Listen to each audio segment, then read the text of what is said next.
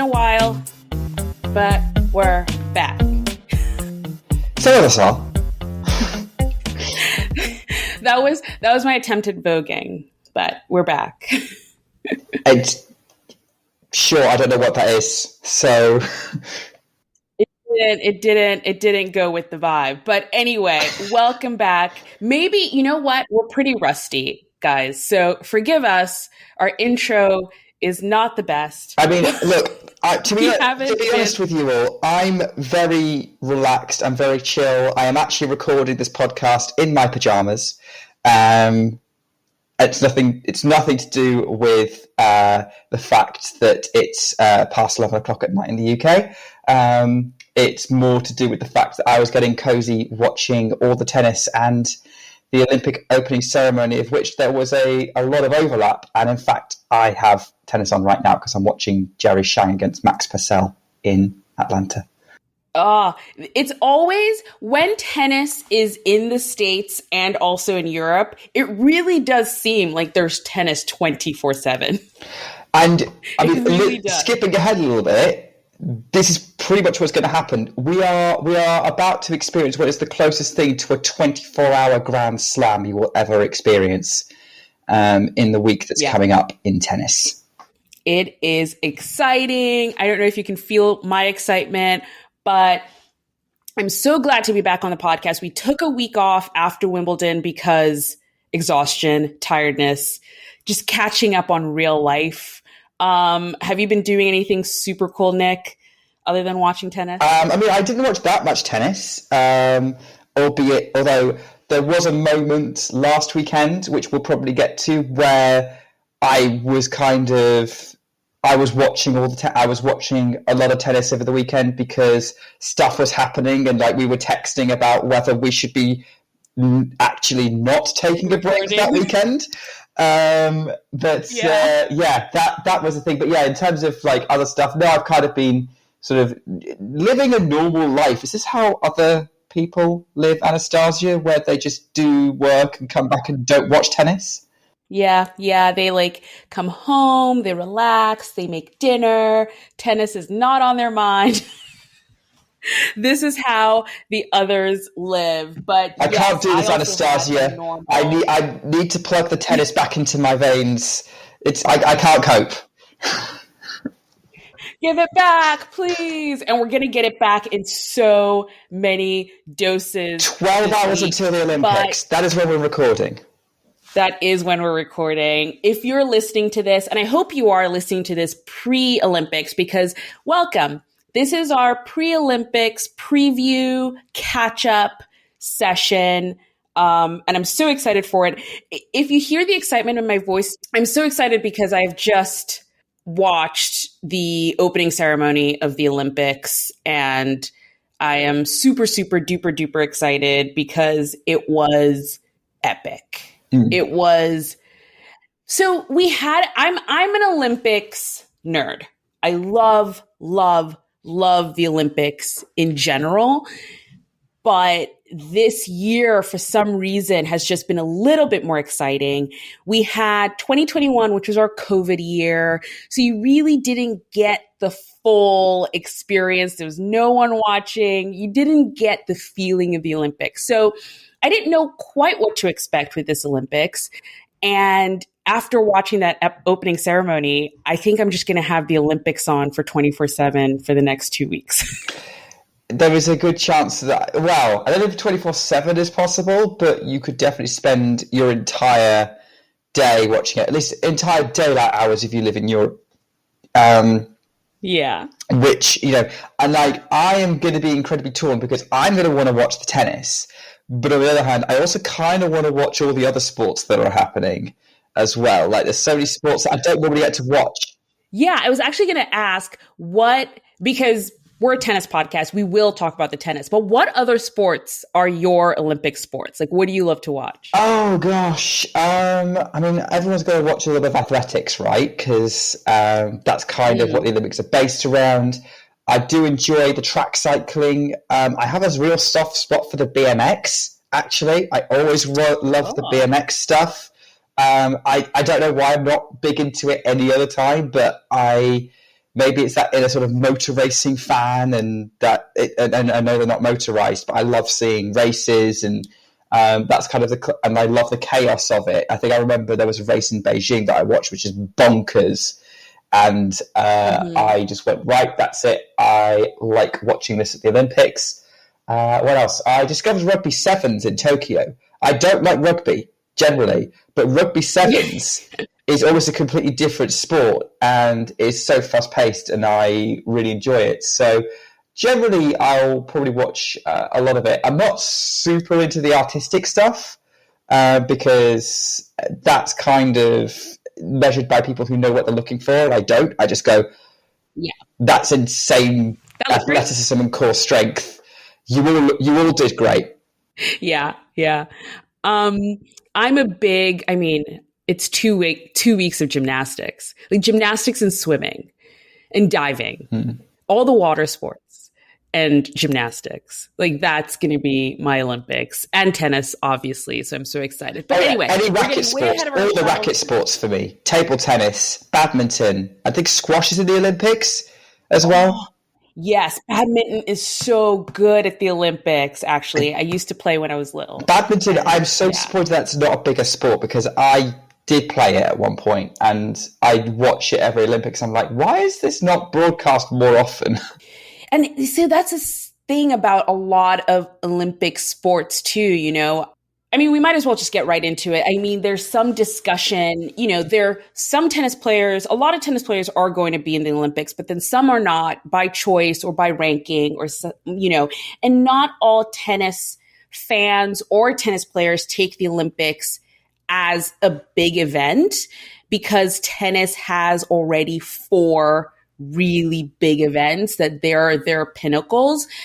But for a lot of Olympic athletes, this is it. You know, no one's watching, unfortunately, badminton, you know, during the year, or, you know, no one's watching.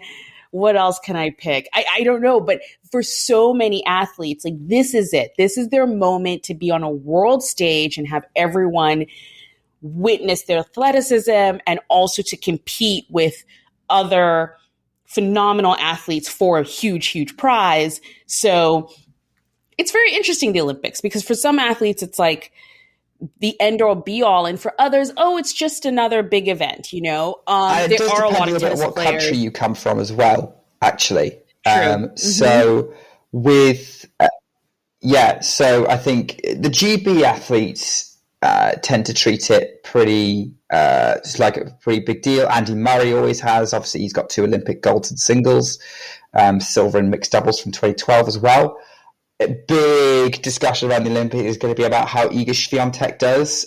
We have a Polish friend, Damien, who basically says that, like, to Polish people, Olympics is the biggest thing you could win, and that very much translates into tennis, where by reputation, everyone talks about the Grand Slams and sort of how that compares, and that's where we're kind of counting everyone in, where the achievements that kind of matter historically in the sport. But to be an Olympic medal winner is a big deal for certain countries, particularly those that don't often win medals. So countries like Puerto Rico, their only ever gold medal winner was Monica Puig in 2016. Chile's only gold medals came in tennis in 2004 in the men's singles and the men's doubles. So, you know, it varies from place to place. You know, it doesn't really matter, like, whether that, like, Nicolas Massou won the 2004 gold medal in singles. He was nowhere near winning a Grand Slam. And yet I don't think he cares. Right. No, it's like it's a big moment when you do win that medal. And I was listening to a podcast discussing this exact thing, where, you know, do you want the winners to be the usual suspects, you know, like the Carlos Alcarazes, the Novak Djokovic, the big players who have a chance at a Grand Slam? Or do you want the winners to be Monica Puig, who that was her one chance? The likelihood of her winning a Grand Slam are very slim, you know? So it's a very interesting thought process to go down. But either way, it's like, I was actually thinking about this recently and I was like, I don't care who wins the Olympics. I just want to see them play tennis for medals. And, you know, I have no sort of stake in, because usually at a Grand Slam, you have your favorites. You kind of know who you want to win in a Grand Slam draw. But I was looking at the tennis one, and I mean, other than Rafa and Alcaraz in the doubles, I really don't care who wins. Now, here's an interesting thing with us tennis fans, right? Because usually at the Olympics, we would support people from our own countries. What happens if Nadal Alcaraz is playing for gold against a US pair in the final? Well, then Nadal Alcaraz is going to have to win. Yeah, I'm sorry. It's basically sorry, we're renouncing our citizenship. We are becoming Spanish. Similar We're Spanish. situation. I may as well call myself Polish for this next week because you're totally right. You are totally right, because it's crazy, because there are tons of American players. I actually have a wide range of people that I can support and root for at the Olympics. But if Nadal and Alcaraz are playing an American doubles pair in the finals, I know exactly who I'm rooting for.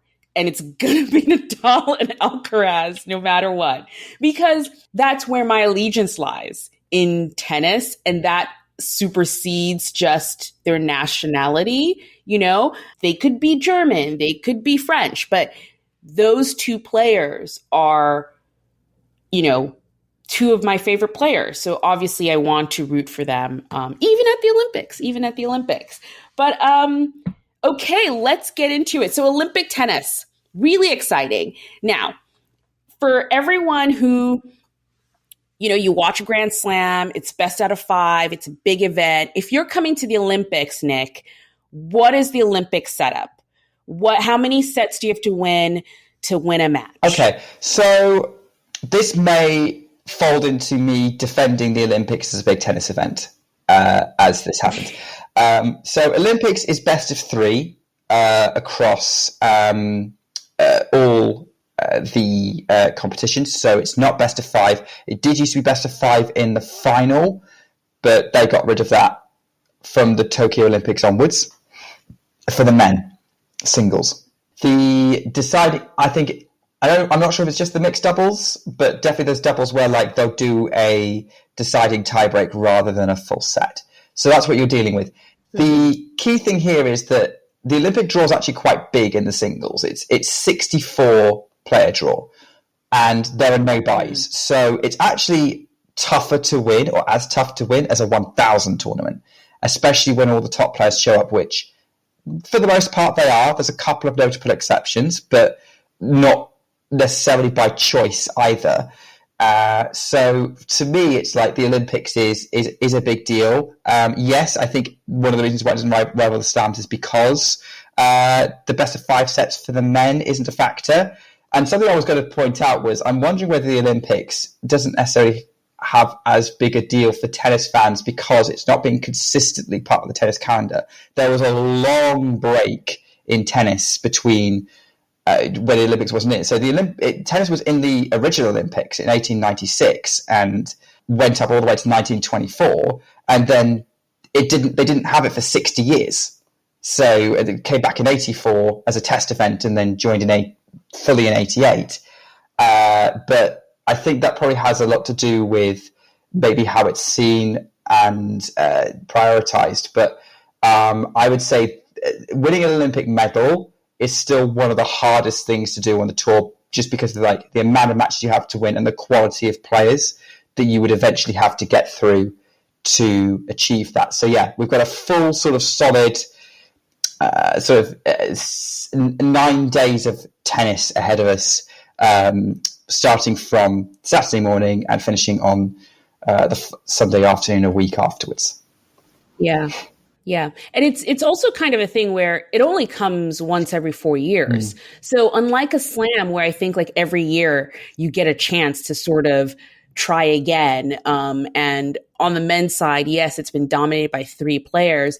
With the Olympics, it's once every 4 years. So you have even less of a chance of trying to go for and it's a medal. It's not worth points either anymore. It was at one point, but it's not now. Ranking points. So like if whoever wins the Olympics, the ranking ain't going to change. So it's kind of tough in that scenario. But yeah, the every 4 years thing, I would argue makes that more special. Like you have your chance. You don't know if you're going to have it again. Whereas with a slam, if you're healthy enough, if you've got enough momentum, you've got a good chance of following up the next year. You've got no idea. Not everyone could be Sara Errani or Novak Djokovic, where they've played. This is going to be their 5th consecutive Olympic Games. Yeah. You know, that's not going to happen. And Djokovic was a medal contender, all of them. Right. Yeah. And the thing is, so you kind of, something you said there kind of brings me to my next point is, you know, it's not worth any points. And that kind of brings me to who's at the Olympics and who's not. So who do we have attending the on the WTA side? Like the big names that I should be paying attention to. Well, it depends on how far down the list you're willing to go for big names because, you know, it's the WTA and you've got that layer of players who are just below the top group who are, could be contenders on their day. And that's quite an extensive list.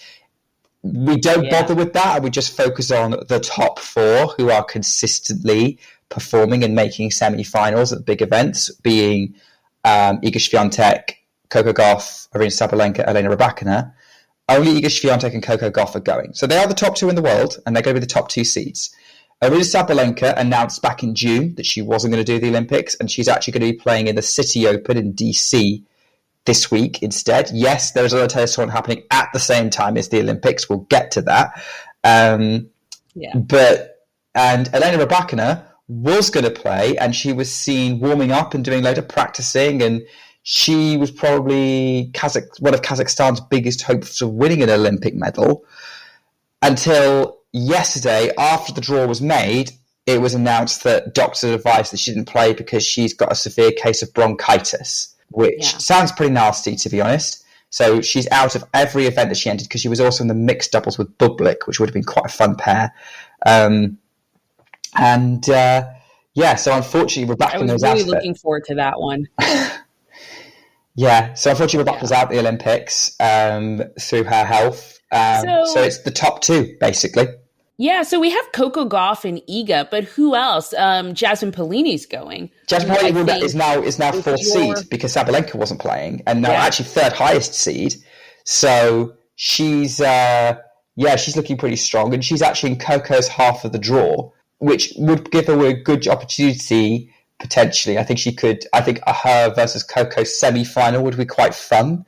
However, she might have to have a rematch with Barbora Krejcikova in the quarterfinals after that Wimbledon match that they had. Barbora Krejcikova is definitely also a name to watch out for this Olympics. Yeah, I think I should have phrased it that way. My question was more sort of, who are you looking to watch at the Olympics? So you said Coco, we have Iga, we have Jasmine Paolini. You just mentioned Krejcikova is going. Yeah, I mean, we could be here all day, Anastasia, if I list all the people I'm watching. To be honest, I'm like, there's a particular section that, like, when Rybakina pulled out, literally anyone could come out of that. You've got Jean Chin-Wen in that section. You've got Naomi Osaka in there, Leylah Fernandez, Karolina Mukova. Jessica Pegula's in with Krejcikova and Paolini. Bianca Andreescu, I'm looking at as someone who could give Coco Gauff a big headache. Yelena Ostapenko's in a section that could help her get at least the quarterfinals. You know, there's a lot of names out there, Anastasia, and I want to watch all of them. And a lot of them happen to fall on Iga's draw, which I think has just become a little bit of a thing these days. But literally, how many times has Linda Noskova fallen in the 3rd round with Iga Swiatek? I think we're up to like the 5th or 6th time. 4? Yeah, it's a lot. It's either 4 or 5. But this year, it seems like Noskova, Collins, and Ostapenko always somehow fall on Iga's side of the draw. I mean, my theory is, and I've got no evidence to support this, is that I think everyone's using the same computer algorithm for pulling draws. And unless you're manually picking them out of a hat or but I think most of these are done by computer probably. And I reckon someone's just been very lazy with the algorithm and these players are staying in about the same places. So, someone needs to get on that because, everyone's draws are looking very similar. It's not just Iga's. No, it's not just Iga's. Right, actually. So there might be something to yours because it's not just Iga's at all. But on the men's side, I think, coming into the Olympics, there were definitely some big stories of, Alcaraz returning to the place where he won his first Roland Garros title. And maybe this could be the year for him.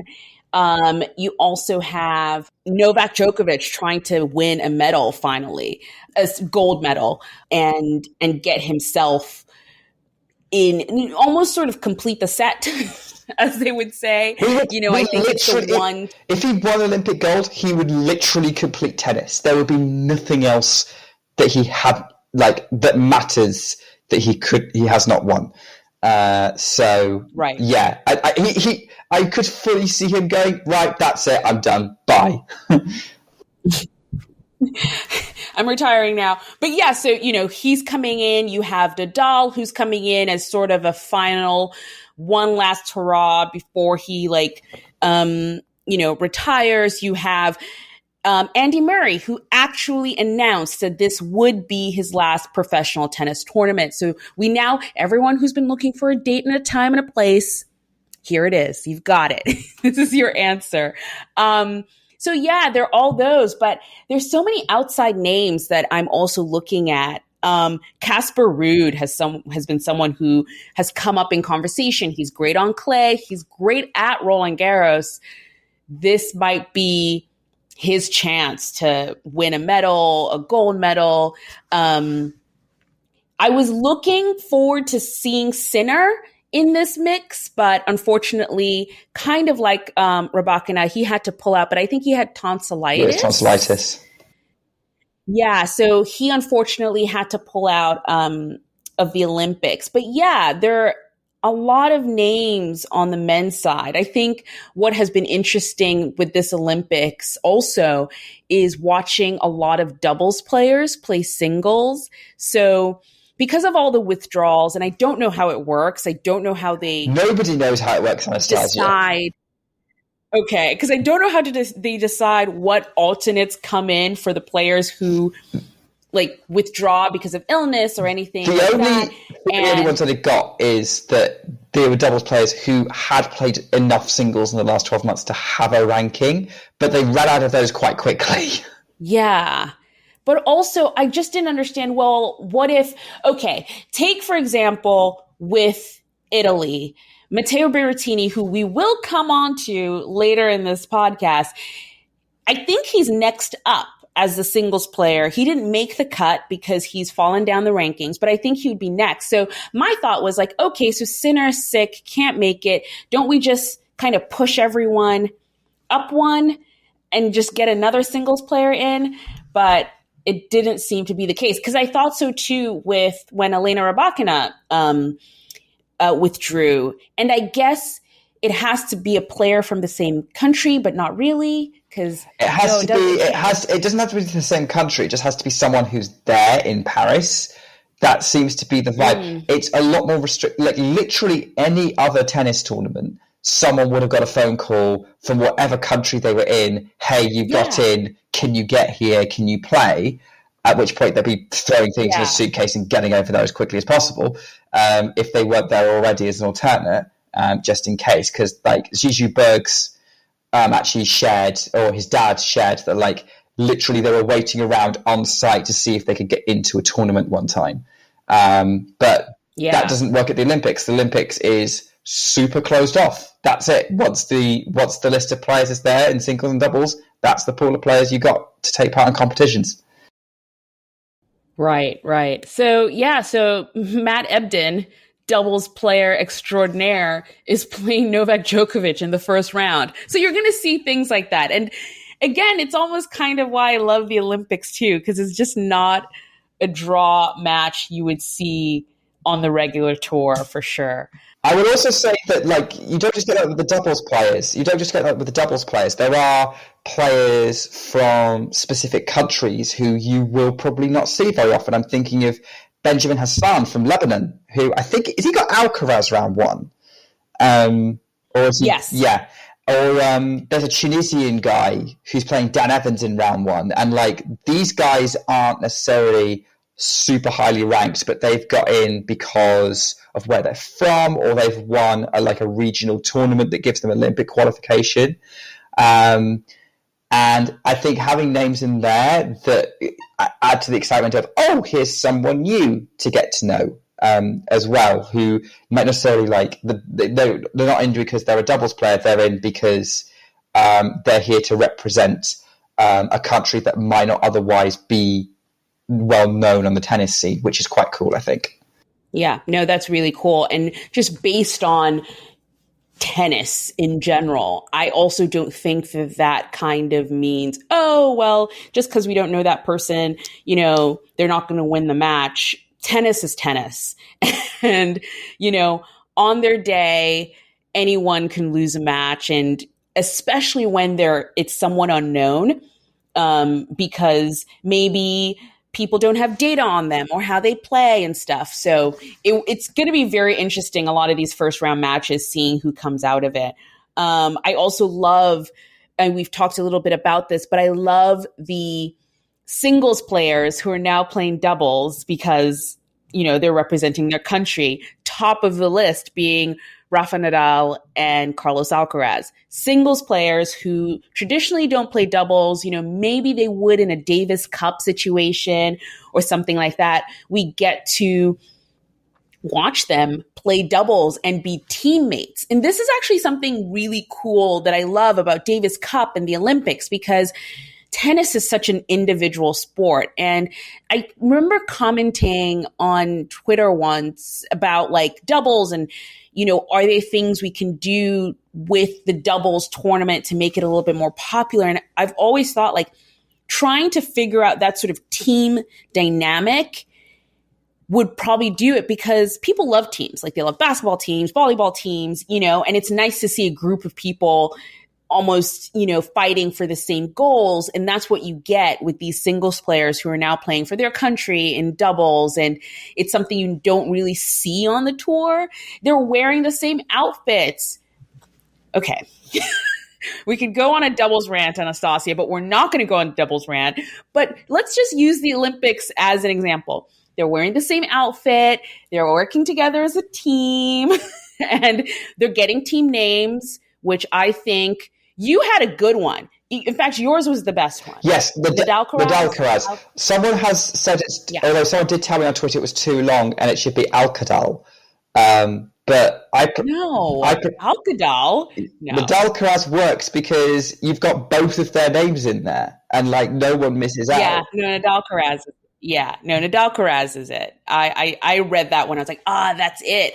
But yeah, I love that element of the Olympics. And I don't know about you, and I am going to be watching the singles. I am going to be watching the doubles, but I am going to be watching the mixed doubles, because some of these pairings, and I have a list here. I pulled up a list because I was like, some of these pairings, epic. First of all, being the one that we're not going to get, which was Rybakina and Bublik. I was going to, buy a Kazakhstani flag because I was going to wait. I wanted them to win so bad because I thought they would be so great. But for example, Mira Andreeva is playing with Daniil Medvedev. Heather Watson is playing with Joe Salisbury. Coco Gauff is playing with Taylor Fritz. I'm excited for the mixed doubles draw, for sure. I'm always excited for mixed doubles anyway, but the Olympics is where I think mixed doubles really comes alive, because you do get these top players involved in it. We saw that last year. I mean, we had a really, really strong mixed doubles final because We had Andrei Rublev and Pavlyuchenkova playing against another pairing. I've gone out my brain because I don't know who won it, but that worked really, really well. So yeah, to see that all happening is super exciting, and I think that adds to the dimension of the Olympics. So, I mean, how excited are you about Coco Gauff and Taylor Fritz? That's not a combination I think anyone thought of before. At all. Like, I feel like she maybe might have played with a Ben Shelton if he was there, or even a Francis Tiafoe. I even think she would play more with, like Chris Eubanks, or even Tommy Paul. But I don't know. I was like, Taylor Fritz and Coco Gauff. Watch them win the tournament now. But I just did not see them as a pairing, but I'm loving it. I'm loving why not? it. Because why not? Why won't they win it? Because let's face it, we know how great Coco is on clay, because we haven't mentioned it yet, but the Olympics is happening at Roland Garros. We probably have mentioned it in previous episodes, but we'll remind you again in this episode. So Coco Gauff is good on clay, and Claylor has been born this year. Claylor. Yes, Claylor was born this year, and, it might be theirs for the taking. It truly, truly might be theirs for the taking. I'll have to listen to that back, but I think my pronunciation of Claylor sounds like some kind of supervillain, like Claylor. Claylor. Ooh, maybe that's how it should be pronounced. Not Claylor.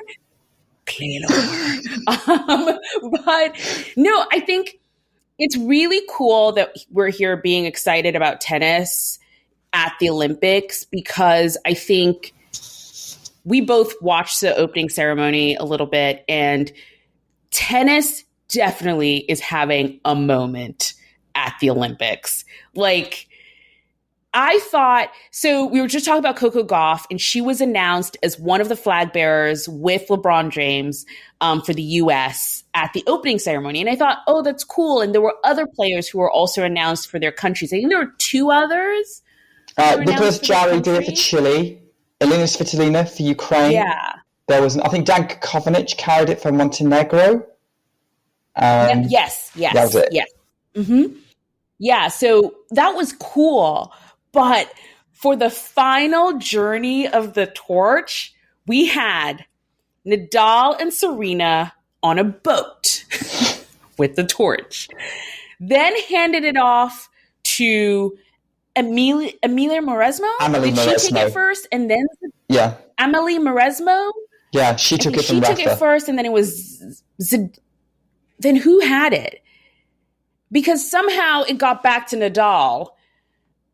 You've got the order wrong. So, by the way, there is live footage of me reacting to this, because this was on during a live show, or was on Talking Tennis. Oh, so really? WTA Weekly was a mix of me doing the Olympics draw preview, and me also reacting to what was going on.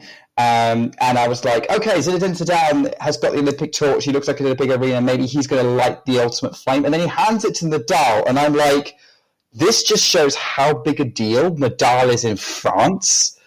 And that's the first time it's really sunk in for me that they would let a non-Frenchman hold the torch. And then for him to get on a boat, go across the Seine to where the Olympic flame actually was, with Serena Williams next to him. I mean, tennis really had its moment. And I do have to say, I need to correct this, because I did this on air. I genuinely had this moment of, well, that's Nadal and Serena, but who's the guy on the other side of Nadal? And I genuinely had no idea. It turned out it was Carl Lewis, who was one of the most well-known runners in history. But in my defense, one, he's aged.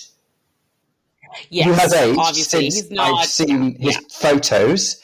And secondly, sorry, I only know tennis. So, that's it. But yeah, then they got to where they needed to get to, and Amelie Mauresmo picked up the torch and handed it up, and then it handed it to all the other French athletes. I think it was Thierry Henry and someone else ended up lighting the flame. But yeah, so tennis had its moment of and to have it as 2 non-French players was incredible. And even London 2012 didn't do that. One of the most tennis obsessed cities there is, Right. didn't do that. So I think that kind of highlighted to me how big a deal is this sport is in France, but also how big a deal Rafa and Serena are in world sports.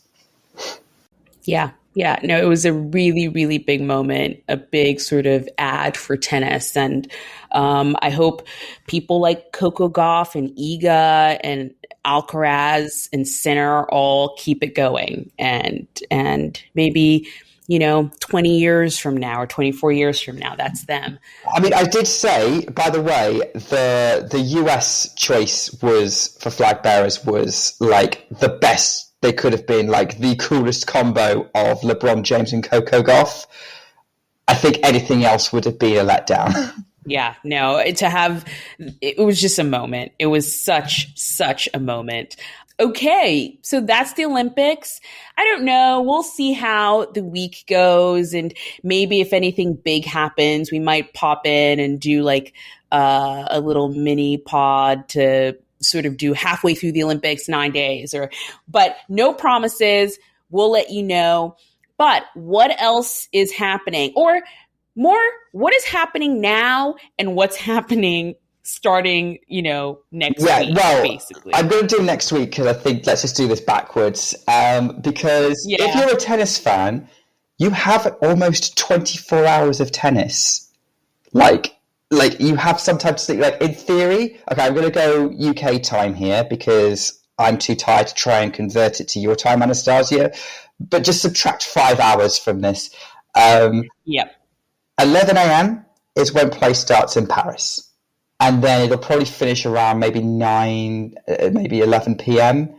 But Washington, D.C. is still going at that point, and their night sessions will start at midnight, having had a full day's play. So there's going to be some overlap, but there's a good chance that you're going to be having tennis until 3 in the morning, my time.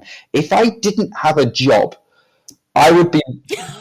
it would literally be 11 a.m., wake up like 11 a.m., stick the tennis on, and that would be it until 3 a.m., and then I've got enough time for something like 8 hours sleep until 11, and then we start the whole thing again. Nick, what are you talking about? Tennis is your job. Where's my paycheck, Anastasia? Working on it. Let me get my checkbook out. No, but you're right. It is so much tennis. These next sort of 9 days, 10 days are going to be so big for tennis fans who just want to watch tennis the whole time, because you will. And it's not just, and I don't think at any point you're sort of, one side of it has less names at the other. No, at the Olympics, you have Novak, Nadal, Alcaraz, Iga, Coco, Jessica Pegula. You have all the big names going to the Olympics. And then the City Open is stacked. You have Arina Sabalenka, Frances Tiafoe, Ben Shelton, Ons Jabeur. It's going to be all the big stars playing all the time on 2 separate continents. Get excited. I think this is why I said earlier on, this is like the closest you will ever get to a 24-hour slam. Yeah. No, you hit the nail on the head there. But for those who don't know, the City Open is held in Washington, D.C., which means the tour is coming back. I mean, they kind of came back at Newport last week, but the tour is now back stateside. And the City Open is a 500 level event. It's one of, I always used to call it, it's one of sort of like the summer warm-ups to the Olympics. So you have like the City Open, you have Cincinnati, you have Winston-Salem in the States. Then in Canada, you either have Toronto or Montreal, depending on where they are. I mean, they're in both places at the same time, just both tours are on either side. But we're getting ready for the final slam of the year, the US Open. We've mentioned some of the big names at the City Open. How are you going to split your time, Nick? Are you excited about any stories coming out of City Open? There are a few stories in there. I think Arina Sabalenka is the overwhelming favourite to win the thing. So I'm not necessarily looking for the story about who's going to win it unless she gets upset. I think the Olympics has a lot more exciting first rounds that I'm looking forward to. So the two I'm thinking of immediately off the top of my head, Karolina Muchova against Leylah Fernandez, Naomi Osaka against Angie Kerber, and Bianca Andreescu against Clara Towson. As those are my sort of three first rounds I'm kind of excited for to watch. But in terms of the City Open, you've got a couple of options in there. Paula Badosa is opening her match against Sophia Kenin. That's a fun first round. We've got a rematch from Wimbledon for British fans as Emma Raducanu's taking on Elise Mertens in round one again, although it was round two at Wimbledon. But I'd be interested to see if Mertens can kind of avenge the absolute drubbing she received on court one, the cheers of which echoed across Wimbledon grounds, and I can confirm. I think a lot of those. I think the stories are going to be how well certain players set themselves up for the US Open, particularly the Americans. The City Open is not necessarily a great representation of who's going to be good, but it is going to be, I think it's a useful head start for people who are, compared to the people who've stuck with the clay, because you've got Sloane Stephens there as well as some of the other people you mentioned. So yeah, I guess kind of for me, like Ons Jabeur, how's she going to kind of sort things out because she's out the top 10 now? Is Azarenka going to continue her really good season? There's some good names in that mix that I'm looking forward to maybe catching depending on time zones and all that. Yeah. No, I'm kind of looking at the same thing on the men's side. I think for me, the story of the City Open really is how certain players who haven't had great seasons so far kind of use it as an opportunity to rebound, because I'm, guessing that is why they didn't go to the Olympics. A lot of them made that choice where, sort of not to go to the Olympics. You're not gaining any ranking points from going to the Olympics. And for some people, there's always the next one, even though you're not guaranteed that. So for example, Andrei Rublev is the number one seed at the City Open. He's had a very rocky season. So how is he going to sort of do things? Ben Shelton, who was just upset. I don't really call it an upset because he was playing Jerry Shang and he lost in his first match in Atlanta, but they have a really lopsided head-to-head. And sometimes I feel like I never really call things an upset when I look at the head-to-head and it's lopsided, because I'm like, tennis matchups matter too. It's not always just about ranking and like who's higher ranked. And also, Jerry Shang is a good player. Like, he's a very exciting player. No, he's a really good player. But I think for some people, I think Shelton is in the top 20 and Jerry is like in the top 100. I think he's in the 80s. Yeah. So I think for some people looking at that, they might think, oh, why did this happen? And also, it's Ben on a US hard court, which is where he excels. Yeah, exactly. So looking to see how Ben continues his sort of like hard court swing. Some other names there. I mean, Mempeshi Pericard is back and the 9th seed. Look how far he's come in the last year. He's the 9th seed. Francis Tiafoe, I think, is a really big name who hasn't had a great season. I think he was kind of rejuvenated a little bit with that match that he had with Carlos Alcaraz at Wimbledon. He has a new coach in David Witt, formerly of Pagula fame and, Sakari fame. And even further back, he coached Venus Williams. So it's interesting. He's now switching over to the ATP. Let's see how he does with Francis. Yeah, there are some really, interesting names. Karen Khachanov is going to be there. Denis Shapovalov is going to be there. So it's a really stacked draw from City. I remember going to the City Open last year, and it definitely wasn't this many top players. So it should be really, really interesting to see how they all do. And if they, quote unquote, take advantage of starting on the hard court before everyone who's still out at the Olympics on clay. And actually, this is good news for the tournament, because any top players who do well are going to want to come back next year to try and defend those ranking points. So if you are thinking of doing a trip to the City Open, say you're based around DC, or you can get to DC relatively easily, it's worth thinking about, hey, there's a good chance that if Frances Tiafoe wins, he's going to be back. If Arina Sabalenka wins, she's going to be back. So, depending on how the rest of their seasons go next year, you've got a good chance of seeing some really good players at this tournament. So if you can't make it this year, hold out some hope for next year, and you can have a great time. Yeah. No, definitely a great one to visit if you're on the East Coast. So that's, our Olympic excitement, what's happening next week other than the Olympics. We have to do a player of the fortnight, Nick. We've got to. It's been a fortnight. Yeah. Okay, I need to ask you a question, Anastasia, about player of the fortnight.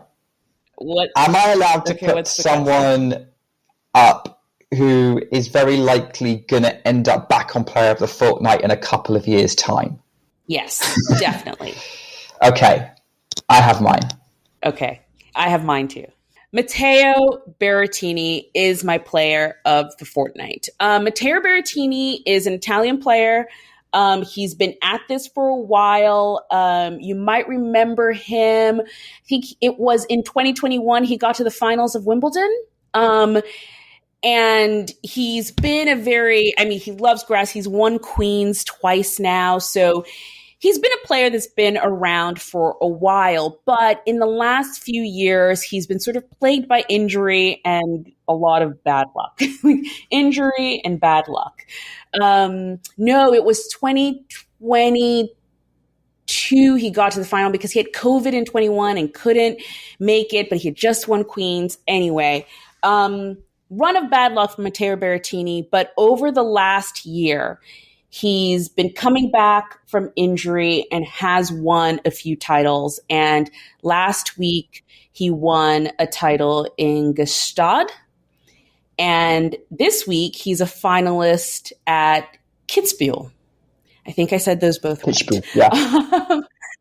And, it's just really nice to see Matteo Berrettini back in fighting form. And I think he was maybe a little disappointed not to be able to go to the Olympics this year because his ranking had dropped, and there are like 200 tennis players from Italy now, and they're all in the top 10. I mean, that's an exaggeration, but there are a lot of Italian tennis players, and he's just been trying to make his way back. And I'm sure a lot of people know him too because he was one of the stars of the very first season of Breakpoint. So he's a tennis player that's probably well known to you, but has maybe sort of fallen off the rankings a little bit. And it's just nice to see him back. And I think he's definitely someone to watch, especially coming up to the US Open. So Matteo Berrettini is my player of the fortnight, and I highly recommend watching him in person if you can in one of the US tournaments when he's over here. Nice. Yeah, Berrettini. I think that's a name we'll probably hear a little bit more about. And it's interesting he's turning himself into a clay court specialist. Never thought that. No. And here he is. My player of the fortnight. Does he have a new coach? Does he? I don't know. Yeah, I don't know either, but I have a feeling he does. And I might look that up and maybe put an article in our show notes if I find it. But I have a feeling that was announced maybe sometime earlier this year. But yeah. Okay. Well, my player of the fortnight is someone that you may have heard of if you follow the kind of the trenches of tennis, the juniors, the ITFs, but only in that situation, because for a lot of people, she kind of made a name for herself this week in Prague. 16-year-old Laura Sampson is my player of the fortnight. There were other worthy candidates, but it was interesting. Going into this week, there were a couple of team top seeds in the WTA events happening in Iași in Romania and Prague. Mira Andreeva just won her first WTA title, by the way. She was the obvious pick, but Linda Noskova was the number one seed in Prague, and there were a lot of discussions around, are we going to have two new teen champions in the WTA? And it didn't quite work out like that. But Laura Sampson, 16 years old, she gets through a Croatian qualifier. She has a wild card into Prague, and then she beats the number 2 seed Katerina Siniakova, who was playing all right. Actually, it was a little bit of a surprise. I was like, okay, well, that's a nice win. Backs it up again and ends up in the quarterfinals and only loses in the semi-finals by retiring in the final set. Like, she made that a battle. She made every match she was in a battle apart from her first one, which she kind of got through fairly easily. Now, Sampson, Sampson is a player who is I'd heard of. I was aware of, kind of seeing her name around, but I wasn't expecting her to make waves on the main tour so soon. And yeah, to see her get to the semi-finals of a 250 this soon is now, the hype's now really building around her, and suddenly now she's added herself to this generation of players who are like 16, 17, who are suddenly bubbling up and could well be a factor in 3, 4, 5 years' time on the WTA tour, along with aforementioned Mira Andreeva, but other Czech teenagers, Brenda Frivitova and Sarah Bayek. So yeah, Laura Sampson, very solid game for a 16-year-old straight away. Interesting to see how she develops, but I wanted to pick her as a player for fortnight for our listeners who are just getting into tennis as you heard it here first. And yes. She's, if you are going to the US Open or Cincinnati on a ground pass, even in one of the Canadian tournaments, that has to be a name to keep an eye out for. If you're into the WTA side, if you want to say, I saw them early days, like I did with Brenda Frivitova at Wimbledon this year, or checking out Sarah Bayek if she's there. Mira Andreeva might be a bit harder, but give it a go. But Laura Sampson is probably one of the easier players to get hold of, and let's see where she goes. But you might have a chance of saying, yeah, I saw her and I knew she was good when I first saw it. Yeah, that's great. I saw some of the highlights of her matches from that tournament, and she looks great. And she's a fighter. Like, she fought through those matches. Speaking of Mira Andreeva, we didn't talk about her because Olympics, so much to talk about, but I will find a clip of her speech and I will post it to our socials. It'll either be on X and or Threads. And you've just posted it to your own personal socials, Anastasia, which is how I saw the speech. I did, because I hadn't seen it or heard it up to that point. And how do you thank yourself and sound so endearing in the process? I don't know, but she did it. I don't know how she did it, but she's such a star. And I will post it to the Ground Pass socials so that everyone can see it. And, just keep watching her. I won't be surprised, actually. The US Open can be tricky if Mira Andreeva doesn't end up on an outside court. Who knows? We'll see. But yeah, really, really exciting. I'm excited for the US Open, if you can't tell, but I have to get over the Olympics first. So that's where we're going to leave it. I'm going to be honest, Anastasia, I'm getting hyped for the US Open because while I've been recording, it started raining Atlanta. And they started playing highlights from past US Opens. And of course, the one they picked was 2012 women's final when Serena Williams broke back from Victoria Azarenka serving for the match to win it 7-5 in the decider. Oh, wow. What a match that was. Wow. So excited. The summer's going to be great. But thank you all for joining for a little rambly Olympics catch-up preview. We're back. We will be back more regularly now. I feel like we're a little rested, but not only rested, we're excited again, which is always nice. When you're excited about tennis, it's easier to talk about it. I have got to click. Bye, everyone.